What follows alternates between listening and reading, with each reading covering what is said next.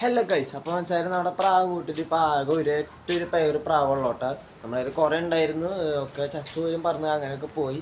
അപ്പോൾ ആ ഒരു പേര് പ്രാവ് മുട്ടിട്ടുണ്ട് കേട്ടോ. അപ്പോൾ ആ മുട്ട എന്താ പറയുക, കുഞ്ഞുങ്ങൾ വിരിഞ്ഞില്ല നമുക്കറിയില്ല. അപ്പോൾ നമുക്കതൊന്ന് കയറി നോക്കാം. ഗൈസ്, പ്രാവിൻ്റെ ഉള്ളിൽ അടി ഇരിക്കുന്നുണ്ട് കേട്ടോ. പ്രാവ് ഉള്ളിലുണ്ട്. അപ്പോൾ കൊത്ത് ചെറുതായിട്ട് കെട്ടുന്നുണ്ട് കേട്ടോ.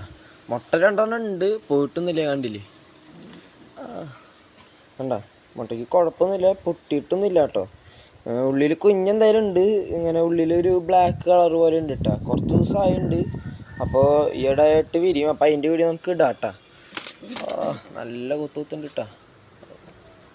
2 മുട്ട സേഫ് ആയിട്ടുണ്ട്. പിന്നെ ഗൈസ്, നമ്മുടെ പ്രാവും കൂടി നമ്മളൊന്ന് അടിച്ചു വാരി ക്ലീൻ ആക്കിയിട്ടുണ്ട് കേട്ടോ. ഈ കാണുന്നതൊക്കെ അതിൻ്റെ പാട് മാത്രമാണ്. നല്ല രീതിയിൽ പൊടിയും പൂടൊക്കെ ഉണ്ടായിരുന്നു. നമ്മൾ ഫുൾ അടിച്ചു വാരി അതിൽ തന്നെ ഫുൾ അലങ്കോലമായിട്ടാണ് കിടക്കേണ്ടത്. അതൊക്കെ നമ്മളൊന്ന് നേരെയാക്കി വെച്ചിട്ടുണ്ട് കേട്ടോ.